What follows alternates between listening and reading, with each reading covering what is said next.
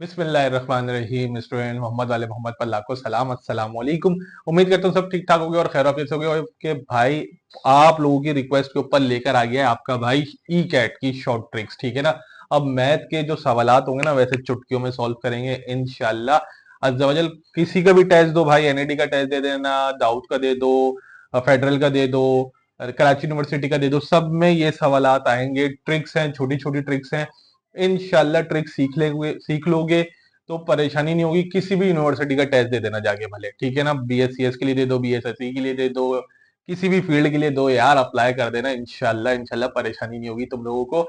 Full तैयारी के लिए नंबर आ जाएगा स्क्रीन के ऊपर, राब्ता भी कर सकते हो ताकि तुम लोगों को पढ़ाया जा सके और अल्लाह ताला तुम लोगों को कामयाबी दे। आमीन सुबामीन। तो भाई बगैर देरी किए स्टार्ट करेंगे हम लोग कुछ सवाल। और इस तरीके के जो सवालात हैं ये बहुत सारे पास पेपर्स में मैं देख चुका हूँ, ठीक है ना। बच्चा देखता है, घबरा जाता है, गिर जाता है। अब नहीं होगा भाई, क्योंकि बच्चा हमारा है, परेशान नहीं होगा, ठीक है ना। इंशाल्लाह बहुत अच्छी तैयारी करेंगे। कुछ बेसिक्स बनाएंगे पहले ताकि आप लोगों को परेशानी नहीं हो, क्योंकि जो सवालात और ये जो भी मैं आपको पढ़ाने जा रहा हूँ ये यूनिवर्सिटीज में पूछा जाता है, भले वो जामिया की हो, एनईडी हो, जामिया कराची हो, एनईडी हो, फेडरल हो, बहरिया हो, या कोई भी यूनिवर्सिटी जहां पर आप टेस्ट दे रहे होंगे, इस तरीके के सवालात आते ही आते हैं जिनको देख के बच्चा कंफ्यूज हो जाता है। लेकिन अब शॉर्ट ट्रिक्स में हम लोग करेंगे। तो सबसे पहली चीज भाई देखो, है क्या, पॉलिनोमियल को समझ लेना, ठीक है। जल्दी जल्दी समझाऊंगा ताकि पढ़ के तो तुम लोग आयो, थोड़ा सा रिकॉल हो जाएगा। पॉलिनोमियल्स, पॉली का मतलब होता है मैनी और नोमियल का मतलब होता है टर्म्स। तो मतलब अगर मैं पॉलिनोमियल को एक साथ बोलूं तो मतलब कोई ऐसी चीज जिसमें बहुत सारी टर्म्स मौजूद हो, ठीक है, बहुत सारी टर्म्स मौजूद हो। अगर मैं एक इक्वेशन की बात करूं जिसमें है 4x² प्लस 3x - 5, तो मतलब भाई साहब एक टर्म ये हो गई, एक टर्म ये हो गई, एक टर्म ये हो गई। तो बात उसने की थी मैनी टर्म्स, 1 2 3, तो हो गई तीन टर्म्स। तो ये कहलाएगी भाई मेरी पॉलिनोमियल, ठीक है ना। ये क्या कहलाएगा, पॉलिनोमियल। अब थोड़ा सा और डिटेल में जाते हैं। सर बात क्या करते हैं कि अगर सिर्फ मैं 4 3 5 की बात करूं, अगर सिर्फ 5 3 और 4 की बात करूं तो इसको कांस्टेंट कहा जाता है, ठीक है ना। अगर मैं सिर्फ इसकी अकेले की बात करूंगा 5 को तो इसको भाई कांस्टेंट कहा जाता है। और साथ में अगर ये वेरिएबल, किसी वेरिएबल के साथ कोई नंबर हो तो इसको कोफिशिएंट भी कहा जाता है। अगर मैं पूछूं भाई एक्स का कोफिशिएंट क्या है तो आप कह सकते हैं 3, और मैं बोलूं भाई x² का कोफिशिएंट क्या है तो आप कह सकते हैं 4। और अगर अलग अलग बात करूं कि कांस्टेंट बता दो तो आप बोलेंगे 4 3 और 5, ठीक है जी।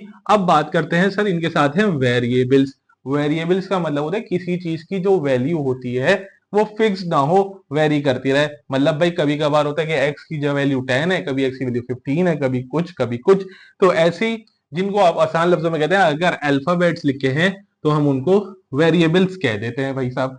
अब दूसरी बात, आगे बढ़ते हैं। सर एक चीज रह गई इक्वेशन के अंदर, भाई क्या रह गया भाई इक्वेशन के अंदर, सर ये तो आपने बताया नहीं। अरे बता रहे हैं, क्यों परेशान होते हो भाई। इसको आम लफ्जों में कहते हैं पावर, आम लफ्जों में कहते हैं पावर। लेकिन मैथमेटिकल टर्म्स के अंदर तो थोड़ा सा फॉर्मल वर्ड है, इसको कहते हैं एक्सपोनेंट, ठीक है ना। अब एक्स की पावर स्क्वायर है तो हम कह देंगे भाई एक्सपोनेंट क्या है। बच्चा झट करके बोलेगा सर इसकी जो एक्सपोनेंट है वो 2 है, ठीक है ना। तो यहां तक ये बातें तो आपको समझ आ गई होंगी। तो कुछ चीजें एग्जांपल्स देख लेते हैं। देखो पॉलिनोमियल, 3x सर पॉलिनोमियल है, x - 2 sir polynomial, this term is polynomial and 5 is also a polynomial. Sir polynomial कैसे बताया जाए, क्योंकि पेपर में अक्सर आ जाता है कि भाई व्हाट, ये इक्वेशन बता दी जाती है, बोलते हैं कि भाई ये पॉलिनोमियल है या नहीं है, कुछ लिखा। तो सर मैं कुछ चीजें बता देता हूं आप लोगों को। देखें, जब कभी भी पावर में, एक्सपोनेंट में माइनस आ जाए, एक्सपोनेंट में माइनस आ जाए, सोचना नहीं है, छूटते के साथ ही कहना है भाई नॉन पॉलिनोमियल। पेपर में अक्सर पूछा जाता है कि भाई ये सवाल है, बता दें पॉलिनोमियल है या नहीं है। टूटते के साथ आंखें बंद करके कह देना कि भाई मेरे सर ने पढ़ाया था पावर के अंदर माइनस आ जाएगा, तो मैं इसको मानूंगा नहीं है, ये नॉन पॉलिनोमियल है। क्योंकि अगर मैं बहुत इन डेप्थ में जाऊंगा तो सीधी सी बात है, मुझे पावर नेगेटिव में एक्सेप्ट है ही नहीं। सिंपल, छोटी छोटी लंबी गहराई में नहीं जा रहा, क्योंकि टाइम कम है भाई, तुम्हारे पास भी बहुत टाइम कम है, क्योंकि तुम लोगों को तैयारी करनी है। अब दूसरी चीज, सर ये क्या पॉलिनोमियल है या नहीं है। सर पॉलिनोमियल नहीं है, क्योंकि ये याद रखना, अगर मैं किसी भी कांस्टेंट को डिवाइड करूंगा, वेरिएबल के साथ, तो बोलना हो नहीं सकता भाई, बच्चे को पागल मत बनाओ, बच्चा बड़ा होशियार है, बच्चे को पता है कि भाई कांस्टेंट वेरिएबल के साथ कभी भी डिवीजन नहीं होता, तो आप कह देंगे भाई ये भी नॉन पॉलिनोमियल है। ठीक है ना। अब सर ये बातें तो समझ आ गई हैं कि पॉलिनोमियल और नॉन पॉलिनोमियल क्या क्या है, यहां तक की बात अगर समझ आ गई हो ना, तो भाई वीडियो को लाइक कर दो, नीचे कमेंट में बता देना कि समझ आ गया या नहीं आ गया। तो सर अब आपसे कुछ आगे बातें करते हैं। ये एक इक्वेशन है, ठीक है ना। तो मैंने बोला भाई डिग्री ऑफ पॉलिनोमियल बताओ, पूछने को आता है पेपर के अंदर कि भाई एक इक्वेशन दे दी जाती है, बोलते हैं डिग्री ऑफ पॉलिनोमियल बता दो या हाईएस्ट डिग्री ऑफ पॉलिनोमियल बताओ। ठीक है ना। तो आपने क्या करना है, ये एक्सपोनेंट देखना है, ठीक है ना। अब अगर ये एक्सपोनेंट सबसे बड़ा है, मतलब यहाँ पे नहीं है एक्सपोनेंट, यहाँ पे अगर बात करिए हिडन तो 1 हो सकता है, वरना ये 3 है, तो आप कहेंगे जी highest degree of polynomial is 3। ठीक है ना। अगर इसकी जगह मान लो 4 होता तो मैं कह देता highest degree of polynomial is 4। अगर मान लो 5 होता तो आप कहते भाई 5 है। सीधी सी बात हो गई। अगर मैं बोल दूं भाई इसमें x5 का कोफिशिएंट बता दो, तो आप कहेंगे जी 4 है। ठीक है ना। तो ये लार्जेस्ट कोफिशिएंट ऑफ x हो गया। यहां तक की बात समझ आ गई है। तो चलें अब करते हैं अपनी शॉर्ट ट्रिक्स के ऊपर चलते हैं, जिसके बाद आप लोग सेकंडों के अंदर सवाल सॉल्व करेंगे। ठीक है, चलते हैं अपनी शॉर्ट ट्रिक्स के ऊपर। स्टूडेंट्स देख लें, अब आ गया हूं मैं कुछ चीजें लेकर आपके सामने, ट्रिक 1, ट्रिक 2, ट्रिक 3। ठीक है ना। तीनों ट्रिक्स अच्छे से याद कर लेना, समझा देना, इसके बाद प्रैक्टिस क्वेश्चन भी सॉल्व करेंगे हम लोग। परेशान होने की जरूरत नहीं है, ऐसे नहीं छोड़ने वाला तुम लोगों को। सबसे पहली चीज तो ये देख लो भाई, एक सवाल मैंने लिखा हुआ है, limit x to infinity 5x4 minus 10x² plus 1 over 3x3। ये पूरी एक मैंने सवाल बनाया हुआ है आप लोगों को, ताकि आप लोगों को साथ साथ में समझाता रहूंगा। ठीक है। अब सबसे पहले सवाल में एक चीज देख लेनी है, ये चीज मैं आपको पढ़ के बता देता हूँ। ये है क्या, देखो, व्हेन पॉलिनोमियल ऑफ एक्स मतलब ऊपर वाली टर्म न्यूमरेटर, ठीक है ना, एंड पॉलिनोमियल ऑफ एक्स मतलब डिनोमिनेटर, ठीक है ना, न्यूमरेटर और डिनोमिनेटर, ठीक है, डिनोमिनेटर और क्या हो, polynomial of x and polynomial of Q, means ऊपर वाला और नीचे वाला, बोथ पॉलिनोमियल्स में अगर नीचे वाली वैल्यू जीरो नहीं होनी चाहिए। अगर ये जीरो हो गई, ठीक है ना, तो सवाल अनडिफाइन हो जाएगा, बेकार सवाल है। तो सबसे पहले चीज ये देख लेना। ठीक है, ये वाली बात क्लियर हो गई कि मतलब नीचे जो है आपका डिनोमिनेटर में जीरो नहीं होना चाहिए। अब बात करते हैं आगे। सबसे पहली ट्रिक देख लेना।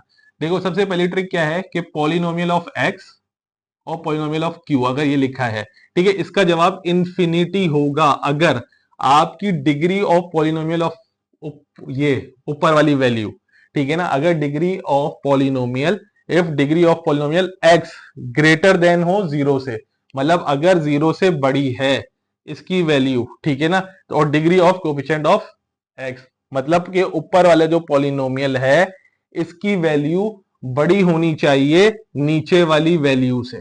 ठीक है ना, नीचे वाली डिग्री ऑफ पॉलिनोमियल से बड़ा होना चाहिए ऊपर वाला डिग्री ऑफ पॉलिनोमियल। तो छूटते के साथ ही इन्फिनिटी लिख देना।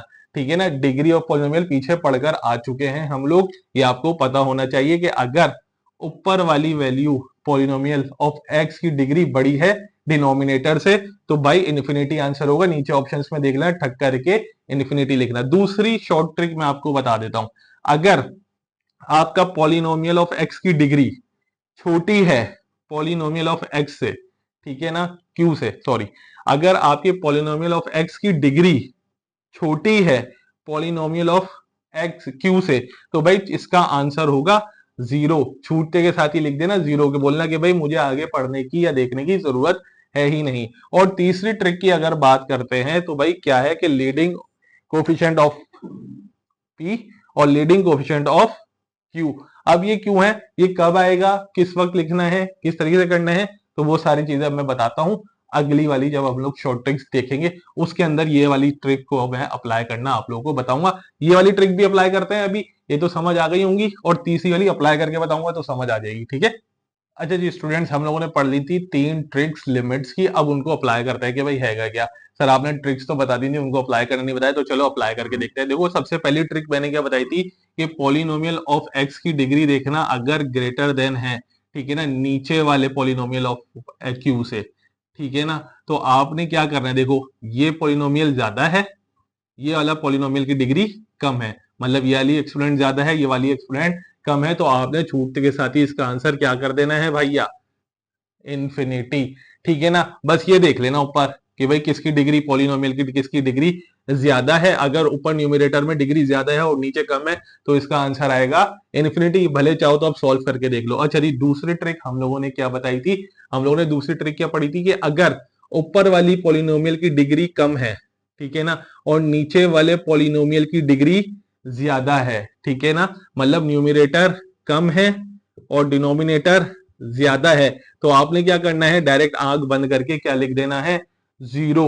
ठीक है ना, सोचने समझने का टाइम नहीं होता भाई, एमसीक्यूज में सोचने समझने का टाइम नहीं होता। शॉर्ट ट्रिक्स इसीलिए बताई जा रही है कि फौरन फौरन काम करना है। एक एमसीक्यू के लिए ज्यादा से ज्यादा 40 टू 45 सेकंड्स होते हैं, ये रट्टा मार लेना। तीसरी ट्रिक मैंने बोला था करके बताऊंगा। अब तीसरी ट्रिक में है क्या कि मान ले कि ऊपर वाला और नीचे वाला सेम है। अभी तो सर बात ये हो रही थी ना कि ऊपर कम हो, ऊपर ज्यादा हो, नीचे कम हो, ऊपर ज्यादा हो, ऊपर कम हो, नीचे ज्यादा हो, ये वाली बातें चल रही थी तो ट्रिक्स बता दी। लेकिन सर सवाल आ गया कि दोनों के जो जो पावर्स हैं, एक्सपोनेंट्स हैं, वो सेम है, तो अब ऐसे में क्या किया जाए? तो सिंपल आपने क्या करना है ऐसे में कि आपने देखना है कि जी कोफिशिएंट्स क्या हैं। जो भी कोफिशिएंट्स होंगे उनको बस लिख देना, ये ट्रिक हो जाएगी।